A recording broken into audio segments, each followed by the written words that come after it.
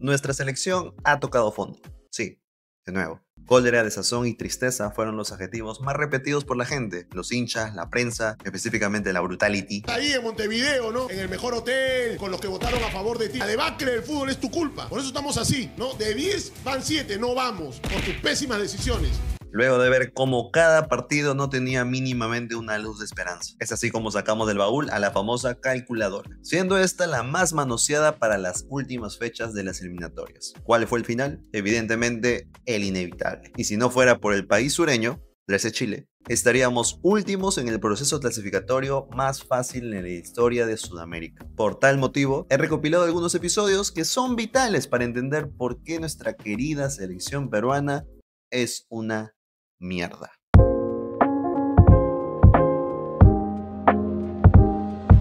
Si crees que ver el último partido de la selección ya eliminada es triste, imagina verlo sin público. Perú jugaba su último encuentro para Brasil 2014 con un estadio vacío y con la desazón de que pasaron 4 años más y no se daba. Este proceso recordado por innumerables acontecimientos, como el nacimiento de los llamados 4 fantásticos, que en los partidos importantes más eran los 4 desaparecidos. También es recordado por un técnico que habló por teléfono mientras sus jugadores perdían ante su país natal. Y finalmente, un partido con demasiada polémica, pero con un resultado justo al fin y al cabo. Perdimos y chao mundial. Es así como la prensa ya titulaba que serían 36 años sin asistir a un mundial. La crítica fue pasiva, la gente estaba mal acostumbrada y la federación... mejor no digo nada. No había razones para creer. Pero sí, llegó él. Ricardo Gareca fue el escogido para llevarnos a un mundial que hasta ese momento sonaba utópico y enamoró a todos con esa frase que hasta ahora se recuerda. Nada me ha llevado a aceptar esta decisión, creer en el jugador peruano. Es así como una federación renovada y un técnico audaz encaminaron el nuevo camino. Los primeros partidos fueron más alentadores que desalentadores. En un amistoso frente a Venezuela, perdimos. Luego vino la Copa América Chile 2015, en la cual el equipo peruano fue uno de los que impresionó con su juego directo, triangulaciones y apariciones nuevas que sorprenderían en el futuro. Perú terminó segundo detrás de la gigante Brasil y superando a la difícil Colombia. A un paso de la final nos tocó contra el anfitrión, Chile. En ese instante probablemente la mejor selección de Sudamérica. Aún así, dimos pelea hasta con un jugador menos. Zambrano, eres un imbécil. Pero no alcanzó. 2-1 a favor de los chilenos. A pesar de la derrota y el mal sabor, el hincha no era infeliz. Notó que había equipo y principalmente juego. Demostrado en el 2-0 a Paraguay que nos otorgó el tercer puesto de esa copa. Todo parecía alinearse para el mundial y que esta vez la pelearíamos de mejor manera. ¿Qué pasó? La misma historia de siempre. Perdimos partidos iniciales, mala racha al inicio, amargura compartida y demás fotos repetidas. La gota que derramó el vaso fue el empate contra Venezuela en el Nacional. La cabeza de Ricardo ya estaba pedida. Era el adiós definitivo, hasta que para buena suerte nuestra y del argentino, sí, había otra Copa América. Oblitas respaldó al Tigre para disputar el centenario 2016 y para sorpresa de muchos, no nos fue tan mal. Ricardo convocó jugadores nuevos, jóvenes promesas e hizo un mix con jugadores experimentados. Seguramente agarrando la fórmula que le sirvió en el último partido antes de la Copa, el vergonzoso empate 2-2 frente a Venezuela en Lima, en la cual perdíamos de forma horrible hasta que estos dos chicos ingresaron. Ya iniciando la Copa, ganamos con el papá de Bolivia, Haití. Empatamos contra Ecuador en un partidazo y el partido más recordado de esa Copa, contra Brasil, que ganamos con un gol maradoniano, clasificando primeros y eliminando a la Canariña. Perú pintaba para quedar en el podio, pero no fue así. Empatamos contra Colombia y en los penales fuimos eliminados. Volvimos a casa, pero con el pedido más exigido del público ya resuelto. Gente nueva. Iniciamos la segunda etapa de la eliminatoria con ingresos como Trauco en lugar de Vargas, Corso en lugar de Advíncula, Yotún en una nueva posición, el regreso de Carrillo por un lesionado y distraído Farfán, Cueva como el enlace de pases y Flores como el extremo goleador. Las victorias, el juego bonito, salieron a flote y parecía que no nos paraba nada ni nadie. Goleada frente a Paraguay por 4-1 de visitantes. Victoria frente a Uruguay 2-1 en casa con un juego bonito a lo brasileño. Victoria histórica frente a Ecuador en Quito. Empate sufrido frente a la Argentina de Messi en Buenos Aires con una actuación sobrenatural de Galese. Y el empate agónico contra Colombia en casa con el muy recordado La Tocó. La tocó. Directo, Paolo, es tiro libre indirecto, tiro libre indirecto, tiro libre indirecto, ¡gol! ¡La tocó! ¡La tocó! A pesar de todo lo anterior mencionado, hubo un episodio fundamental que revivió el país, el caso de un jugador boliviano incorrectamente nacionalizado que nos agregaría 3 puntos más en la tabla general, con un resultado a favor de 3-0. Y aquí un facto que lo deberá aceptar, es cierto, jugábamos muy bien, pero sin esos 3 puntos no clasificábamos a repechaje. En el repechaje enfrentábamos a Nueva Zelanda en un partido ida y vuelta sin nuestro 9 por cuestiones de mejor obviemos eso. Empate en la ida y en la vuelta victoria por 2-0 con el gol más gritado en los últimos 40 años. No Ramos, el tuyo no. El de la Foca, que produjo un mini sismo en Lima y firmó un feriado nacional el día siguiente. Volvimos a un mundial después de 36 años. La selección se convirtió así en un espacio en el que nadie se quería quedar fuera. Una llamada isla que no concordaba con su alrededor. La alegría de la clasificación fue demasiada que tapó problemas que hasta ahora existen, pero que son más notorios en la mala, como un campeonato con vergüenzas internacionales, segunda división y Copa Perú manchados en el que se vendía y se compraba todo, canchas en pésimo estado, entre otros. Pero bueno, como clasificamos, ¿a quién le importa eso? ¿No? Posteriormente, en el Mundial de Rusia, impresionamos con el debatible término identidad peruana. Quedamos eliminados, sí, pero dejando buenas sensaciones frente a Dinamarca. Partido que fuimos largamente superiores. Derrota frente a Francia, que sería el campeón de esa copa, y el premio consuelo frente a Australia, marcando un gol en el Mundial después de largo tiempo. La mentalidad era otra, los resultados eran favorables, el proceso era el correcto. ¿Qué es lo peor que podría pasar? Otra ilusión sin sustento estructural.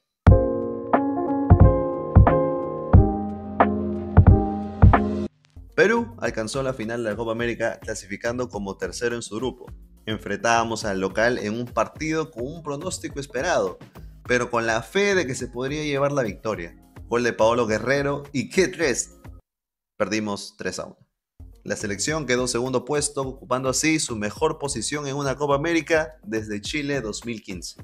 Culminada la Copa, Perú disputó algunos partidos amistosos antes de iniciar con un nuevo proceso clasificatorio. La fecha doble iniciaba en marzo del 2020, frente a Paraguay de visita y Brasil de local.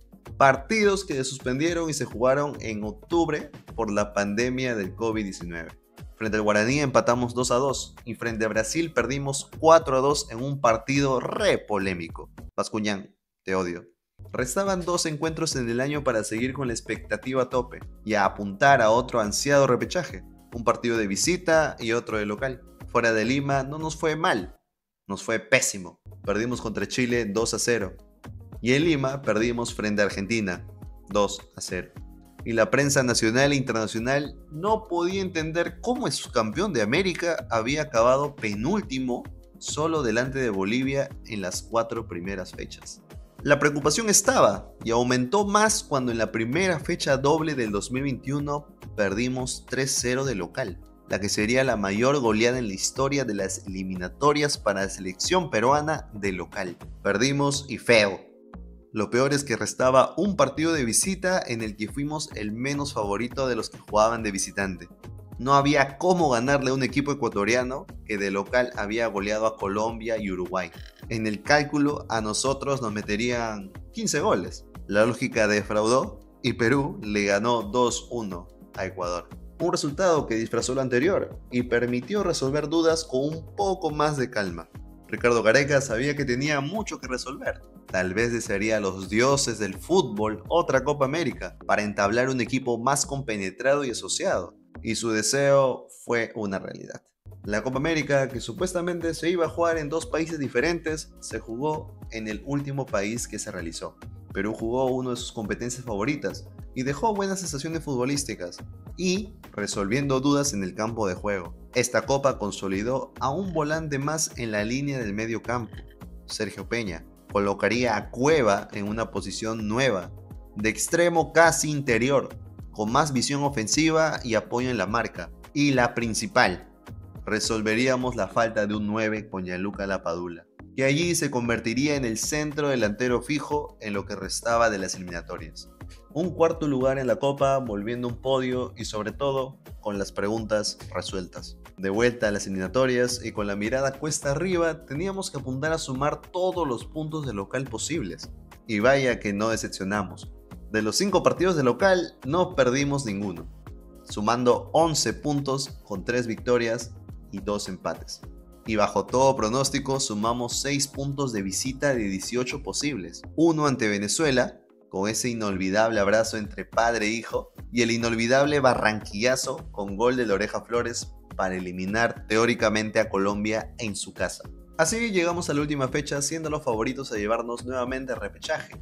Además, contra un rival que solo venía a cumplir con el papel de eliminado. 2-0 y festejamos una nueva casi clasificación a un mundial por segunda eliminatoria consecutiva. Nuevamente siendo un equipo armado con jugadores excepción por la pésima liga de la que salieron. En los siguientes 3 meses previo al repechaje, la prensa, la gente y el hincha de la selección ya veían la clasificación como hecha. Y claro, ¿cómo podíamos perder ante un país en que jugaban canguros? O sea, pero a ultranza como Nueva Zelanda. Sí, son australianos. Cuando tengamos la pelota, sí. Son australianos, son jugadores de rugby, son espíritu de rugby. Solo para todos. E incluso en el sorteo de la Copa del Mundo, nos tocaría con los 2 mismos rivales contra quienes nos enfrentábamos hace 4 años. Algunos dijeron revancha y otros afirmaron que pasábamos a octavos de final. Pero nadie pudo presagiar que nos iríamos más temprano de ese mundial y sí, sin haberlo siquiera jugado. El 13 de junio del 2022, Perú fue eliminado por penales frente a Australia. El balde de agua fría evidenció que clasificar a otro mundial de forma consecutiva solo se conseguía con un trabajo de verdad y no con apelando a resultados a la deriva. Qué injusto es el fútbol, pensábamos todos ese día, y ahora, 3 años después, te puedo afirmar que ese día fue justo, no por el rival, sino porque no había fundamentos que respaldaban. Qatar solo sería un premio que sí, tal vez provocaría la alegría de nuestro fútbol, pero también confundiría el mérito ante una clara suerte.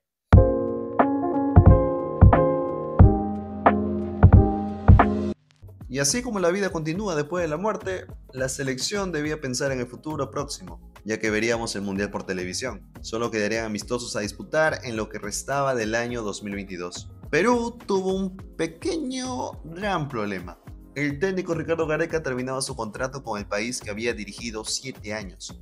Y al no clasificar un mundial, solo esperaría un posible recontrato. La novela renovación o no renovación a Gareca fue parte de las charlas comunes entre los peruanos. Mientras algunos pedían la salida del argentino por el fallo reciente ante Australia, otros argumentaban que debía quedarse aún. Si lo ves desde un lado objetivo, claramente debía quedarse. ¿Quién podría clasificar un país a otro mundial sin que pasaran 36 años otra vez? No obstante, el acuerdo nunca llegó. Ricardo Gareca dejaba de ser técnico de la selección peruana tras una disputa más social que económica con la cabeza de la Federación Peruana actual. Se despidió en una conferencia de prensa en la que los medios aprovecharon no tanto en preguntar sobre su salida, sino en agradecer su trabajo con nuestro país. El posible futuro técnico de la selección no sería difícil de conseguir.